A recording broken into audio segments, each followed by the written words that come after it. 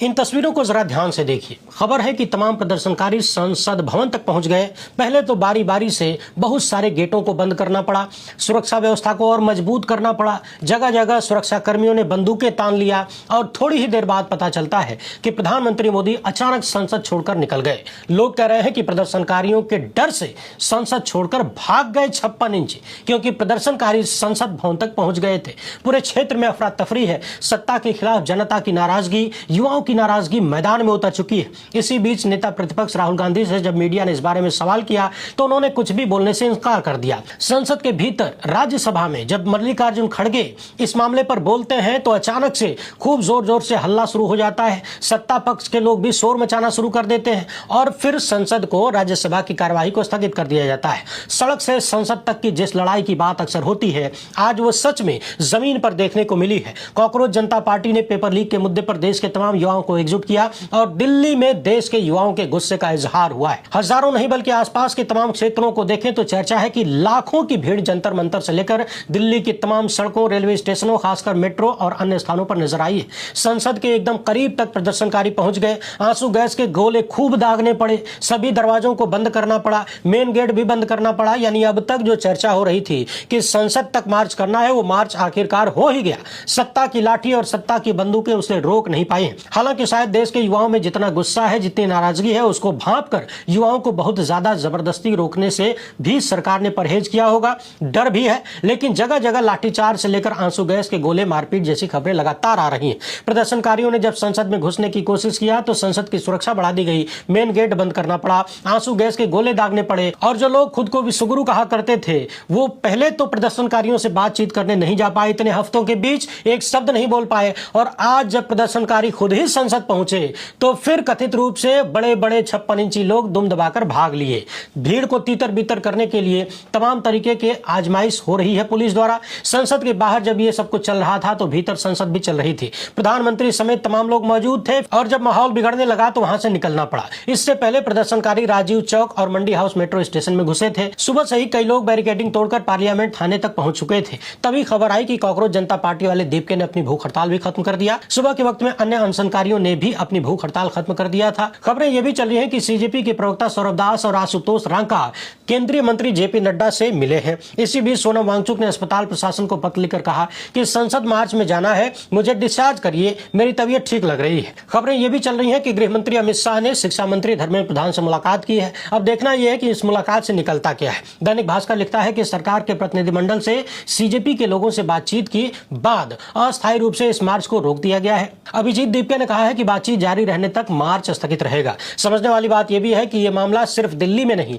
बल्कि देश भर में गूंजने लगा है। बिहार विधानसभा के बाहर तमाम सदस्यों ने धर्मेंद्र प्रधान का इस्तीफा मांगा। देश के अलग अलग शहरों में भी इस तरह के प्रदर्शन हो रहे हैं। धर्मेंद्र प्रधान का इस्तीफा मांगा जा रहा है और मोदी सत्ता से जवाबदेही। उधर सभा सांसद डिंपल यादव जंतर मंतर की तरफ बढ़ी। अपने तमाम सांसदों के साथ मंडी हाउस मेट्रो स्टेशन के अंदर इंकलाब जिंदाबाद के नारे लगने शुरू हो चुके थे। आम आदमी पार्टी के नेता मनीष सिसोदिया, संजय सिंह और आतिशी जंतर मंतर पहुंचे। सीजेपी के समर्थन में आजाद समाज पार्टी के नेता भी पहुंचे। दिल्ली पुलिस भी अपनी तरफ से कह रही है कि मीडिया में कुछ प्रदर्शनकारियों को हिरासत में लिए जाने की खबरें चलाई जा रही हैं, लेकिन ऐसी कोई घटना नहीं हुई है। स्थिति को पूरी तरह से पेशेवर तरीके से संभाला जा रहा है। पुलिस ने सबसे अनुरोध भी किया है कि किसी भी तरह की अफवाहों और भ्रामक खबरों पर यकीन न करें। जंतर मंतर और आसपास के इलाकों में शांति और कानून व्यवस्था बनाए रखें, हम इसमें पूरा सहयोग करेंगे। हालांकि इसी बीच तमाम ऐसी तस्वीरें भी आई हैं जहां पर लाठीचार्ज से कई छात्र घायल हुए। कहा जा रहा है कि हजारों की संख्या में पुलिस फोर्स बुला लिया, सीएपीएफ के जवान तैनात कर दिए, बड़ी बड़ी गाड़ियां, बड़े बड़े हथियार लगा दिए, लेकिन एम्बुलेंस की व्यवस्था नहीं की गई। इसके पहले खुद सीजेपी से जुड़े हुए लोगों ने ऐसे तमाम वीडियो साझा किए जिसमें दावा किया गया कि ट्रकों में भर भर के ईंट और पत्थर जंतर मंतर के आसपास रखे गए। लोग आशंका जता रहे हैं कि शायद ये प्रशासनिक साजिश हो सकती है कि पहले अपने कुछ गुर्गों को भीड़ में भेज दीजिए, प्रदर्शनकारियों में शामिल करवा दीजिए, पुलिस पर हमला करवाइए और फिर पुलिस को लाठीचार्ज करने का बहाना मिल जाएगा। पीट पीट के देश के युवाओं को तीतर बीतर कर दिया जाएगा, भगा दिया जाएगा, जैसा कि अक्सर होता आया है। हम सब ने देखा है, अलग अलग सरकारें बार बार इस तरह के हथकंडे अपनाती हैं, शांतिपूर्ण प्रदर्शन को हिंसक बनाती हैं और फिर मार पीट के भगा देती हैं। इसके पहले सोनम वांगचुक ने अस्पताल से एक पत्र जारी किया था और उसमें 3 शर्तें रखा। हालांकि उन शर्तों में धर्मेंद्र प्रधान का इस्तीफा गायब था। इसे लेकर चर्चा होने लगी कि क्या उन्होंने एक बड़ा यू टर्न मार लिया है। शुरुआत हुई थी धर्मेंद्र प्रधान के इस्तीफा मांगने से, उसी वजह से भूख हड़ताल शुरू हुई और अब वांगचुक की शर्तें अलग ही रास्ते पर जा रही हैं। पहली शर्त उन्होंने रखा कि अगर सरकार शिक्षा व्यवस्था में बीते दिनों हुई चूक चूक की जिम्मेदारी ले ले तो अनशन खत्म कर देंगे। दूसरा इन्होंने रखा कि अगर सीजेपी के लीडर्स और मैं संसद भवन तक पहुंच जाएं और सांसद हमें आश्वासन दें कि शिक्षा का मुद्दा संसद में उठाया जाएगा। और तीसरी शर्त उन्होंने रखा कि अगर मेरी तबीयत और खराब हुई और पार्टियों के सांसद नेता मुझसे मिलने आए, मुझे ऊपर कही गई बातों का आश्वासन दे तो मैं अपनी भूख हड़ताल खत्म कर दूंगा। अब लोग सवाल ये करने लगे हैं कि इन 3 शर्तों में कहीं भी धर्मेंद्र प्रधान का इस्तीफा नहीं है। सोनम वांगचुक कह रहे हैं कि शिक्षा व्यवस्था में जो गड़बड़ी हुई इसकी जिम्मेदारी ले ले। तो जिम्मेदारी किस तरह से लेनी है? क्या जबानी रूप से सरकार का कोई व्यक्ति कह दे आके कि हमसे गलती हो गई और फिर आप अनशन खत्म कर देंगे? दूसरी शर्त में इन्होंने लिखा है कि हम संसद भवन पहुंच जाएं और तमाम सांसद हमें आश्वासन दें कि शिक्षा का मुद्दा संसद में उठाया जाएगा। यह आश्वासन लेकर आप करेंगे क्या? संसद में कोई मुद्दा उठा देने से क्या हो जाएगा? विपक्ष के तमाम सांसद ये मुद्दा वैसे भी उठाते रहे। कांग्रेस जो पिछले कई महीने से नीट पेपर लीक के मामले पर ही बोलती रही है, प्रदर्शन करती रही है, विपक्ष के और भी तमाम पार्टियों के लोग समय समय पर आवाज उठा रहे हैं। तो क्या वो इस मुद्दे को संसद में खुद से नहीं उठाएंगे? जब वो सोनम वांगचुक से वादा करेंगे तभी उठाएंगे क्या? सवाल है कि जहां धर्मेंद्र प्रधान का इस्तीफा लेकर जवाबदेही तय करने की बात हो रही थी, वहां पर संसद में मुद्दा उठाने तक मामला कैसे पहुंच गया? पेपर लीक से संबंधित मामले पहले भी तमाम विपक्षी पार्टियों ने संसद में उठाया है, लगातार उठाते रहे। अगर उन सब से ही हल निकल गया होता, जवाबदेही और जिम्मेदारी आ गई होती, तो फिर देश के भीतर इतना गुस्सा आता क्यों जिसके कारण सोनम वांगचुक को अनशन पर बैठना पड़ता? उन्होंने तीसरी शर्त रखा है कि मेरी तबीयत और खराब हुई और पार्टियों के सांसद नेता मुझसे अस्पताल में मिलने आए और मुझे इस तरह से आश्वासन दे तो मैं अनशन खत्म कर दूंगा। यहां भी समझने वाली बात यह है कि उन्होंने तमाम पार्टियों की बात किया है, जबकि जिम्मेदारी सत्ताधारी पार्टी की है। तमाम पार्टियों के नेता और सांसद तो पहले से ही आपके पास आते जाते रहे, आपका ढांढस बंधाते रहे, आपके हाथ में हाथ मिलाते रहे, आपसे मुलाकात करते रहे। अस्पताल में आप उनसे मिलकर और उनसे आश्वासन लेके करेंगे क्या? और जो विपक्ष में है वो आश्वासन किस बात का देगा?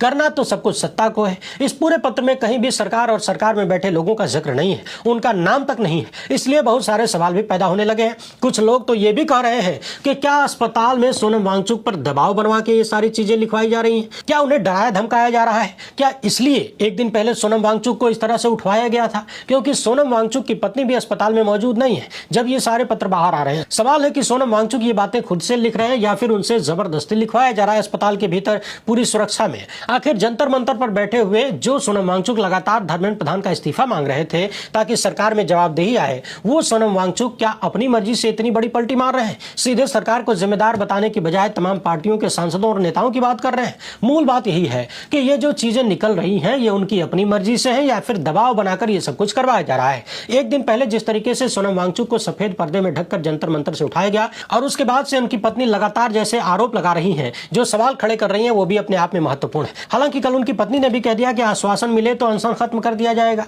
यहाँ एक बात समझने वाली है, वर्तमान सत्ता के सामने आमरण अनशन करना बहुत बड़ा रिस्क भी है क्योंकि इन्हें किसी की मौत से कोई बहुत बड़ा फर्क पड़ने वाला नहीं है। और ये बात यूं ही नहीं कही जा रही है, इसके तमाम प्रमाण उपलब्ध है। साल 2002 के गुजरात से लेकर आज के मणिपुर तक को देख लीजिए, पूरी कहानी साफ हो जाएगी। जिस सत्ता ने देश के युवाओं को धर्म के नाम पर आतंकवादी तक बना दिया, मॉब लिंचर बना दिया, उनसे आप ये उम्मीद करें कि वो किसी की जान की चिंता करके अपना धंधा खराब करेंगे, ये बहुत दूर की कौड़ी नजर आती है। वहीं एक चर्चा ये भी शुरू हो गई है कि जिस तरीके का आक्रोश, जैसा गुस्सा, जैसी नाराजगी वर्तमान सत्ता की असफलताओं को लेकर देश के युवाओं के भीतर है, वो भी ऐतिहासिक है। देश के युवाओं का गुस्सा फूट पड़ा है, इसमें कोई संदेह नहीं है। और ये अचानक से नहीं हुआ, उनकी हताशा है जो अब गुस्से का रूप ले रही है। सालों साल नौजवान पढ़ते रहते हैं, तैयारी करते रहते हैं, लाखों रुपए फूंकते रहते हैं, भविष्य का कोई ठिकाना नहीं, और ये सब कुछ सरकारी लापरवाही से है। अभी कल ही हमने देखा था कि पहले नीट का पेपर लीक हुआ, परीक्षा रद्द हुई, दोबारा परीक्षा हुई, दोबारा परीक्षा कराने में भी तमाम गड़बड़ियां सामने आई, और अब जब उसका रिजल्ट आया तब भी तमाम तरीके से भ्रष्टाचार सामने आ रहा है। तमाम बच्चे खुद ही वीडियो बना बना के बता रहे हैं कि उनके साथ कैसे कैसे इस परीक्षा में फ्रॉड हुआ है, पूरा सबूत दिखा रहे हैं। सोचिए कि OMR सीट से मिलान करने पर उनका जो नंबर होता है और रिजल्ट में जो नंबर आता है, दोनों में 600 का अंतर है, जबकि कुल पेपर ही 720 का है। भ्रष्टाचार और गड़बड़ी के लेवल का अंदाजा लगाइए और सोचिए कि देश की शिक्षा व्यवस्था को किस हद तक तबाह किया गया है। इस मामले पर एक छात्रा ने क्या शिकायत किया, बाकायदा सबूत दिखाते हुए, जरा इसे सुन लीजिए, फिर मिलते हैं। नमस्कार सभी को, मेरा नाम आर्या सिंह है। मैंने रीनीट 2026 का एग्जाम दिया था। इस वीडियो के माध्यम से हम आप सभी को अवगत कराना चाहते हैं कि हमारे रिजल्ट में जो भी दिक्कतें आ रही हैं, इसके बारे में हम आपको बताना चाहते हैं। तो 13 तारीख की रात में हमें एनटीए की ऑफिशियल वेबसाइट पे OMR आती है, जो कि ये थी। इसमें सीक्वेंस नंबर गलत था, लेकिन इससे पूरे जो भी थे हमारे 609 नंबर बन रहे थे। सीक्वेंस नंबर में जैसे क्वेश्चन नंबर हमारे थे उसमें 77 2 बार दे दिया था, 77 को मिसिंग करके उसकी जगह 85 दो बार दे दिया था। लेकिन इसमें से जो नंबर आ रहे थे वो हमारे 609 नंबर बन रहे थे। इसके बाद हमने उनके चैलेंज पोर्टल पे जाके हमने कंप्लेंट फाइल करी, जिसका प्रूफ हमारे पास ये है कि हमारे हमने करा है कि हमारे 77 मिसिंग है, 85 2 बार किया है। तो उसी दिन शाम को एनटीए की ऑफिशियल वेबसाइट पे ही चैलेंज वाले पे हमें ये OMR अपडेटेड OMR मिलती है, जिसमें सीक्वेंस नंबर सही हो गया है और इससे भी 609 नंबर बन रहे हैं हमारे, और कुछ दिक्कत नहीं थी। इसके बाद अब कल रात में हमें रिजल्ट आता है हमारा, जो कि सबसे पहले हमने 12 बजे के लगभग हमारा रिजल्ट खुला, जो कि 540 नंबर बने इससे। लेकिन जब हमने 2 से 3 बार खोला 540 ही आए। उसके बाद जब हमने उसके 1-1.5 घंटे बाद ओपन करा तो हमारा रिजल्ट चेंज करके उन्होंने 167 का रिजल्ट कर दिया है। ये इसके रिगार्डिंग हमने एनटीए को मेल भी किया है, जिसका प्रूफ ये रहा, और हमने एजुकेशन मिनिस्टर को भी मेल किया है, जिसका प्रूफ ये है। तो हम आप सबसे ये बताना चाहते हैं, हम आप सबसे न्याय ये चाहते हैं कि हमें इस पे न्याय दिलाइए। हमारे प्रधानमंत्री जी से हम कहना चाहते हैं और हमारे एजुकेशन मिनिस्टर सर हैं उनसे भी कहना चाहते हैं कि हमें इस रिगार्डिंग हमें न्याय चाहिए। देख लिया आपने, उधर दिल्ली में जिस तरीके से प्रदर्शनकारियों से पुलिस निपट रही है, उसे लेकर भी तरह तरह के सवाल हैं। पूर्व मुख्यमंत्री अरविंद केजरीवाल क्या कह रहे हैं, जरा उन्हें भी सुनिए। दोस्तों, मैं पंजाब में हूँ अभी, और इस टाइम मैं सोशल मीडिया पे देख रहा हूँ कि कितने ज्यादा लोग इकट्ठे हो गए हैं। पूरा कनॉट प्लेस भर गया है, जनपथ भर गया है, जंतर मंतर भर गया है। हजारों लाखों की संख्या में युवा पूरे देश भर से आए हुए हैं, और सरकार इनके ऊपर पूरे अपनी दमन शक्ति इस्तेमाल कर रही है, लाठीचार्ज कर रही है, मार रही है इनको। इंटरनेट बंद कर दिया उधर, उनको संसद जाने से रोका जा रहा है। ये गलत है। युवा आखिर जाएं तो जाएं कहाँ? पहले आप इनके पेपर लीक करा देते हो, फिर पेपर दोबारा करा दे तो उसमें पूरा इवैल्यूएशन गड़बड़ हो जाता है। वो शिकायत पे शिकायत करते हैं, उनकी सुनवाई नहीं होती। आखिर बच्चे जाएं कहाँ? उनका तो आपने भविष्य बर्बाद कर दिया। अब जब वो आप अपने न्याय मांगने के लिए सड़क पे उतरते हैं तो आप उन पे लाठीचार्ज कराते हो। ये तो बिल्कुल सही नहीं है। बच्चों में बहुत ज्यादा गुस्सा है। मैं मोदी जी से कहना चाहता हूँ कि बच्चों के गुस्से को संभालिए, नहीं तो ये आपके लिए बहुत भारी पड़ेगा। बच्चों के साथ बैठ के बात करो। हमारे बच्चे हैं, हमारे देश के बच्चे हैं, इनके साथ बैठ के बात क्यों नहीं करते? इतना क्यों अहंकार है? बहुत से बच्चे ऐसे हैं जो ये सोचते हैं ये किताब मेरी जिंदगी बदल देगी, ये किताब मेरे परिवार का भविष्य बदल देगी। मैं किताब पढ़ूंगा। सुबह 3 बजे का अलार्म लगाकर बच्चे बैठते हैं।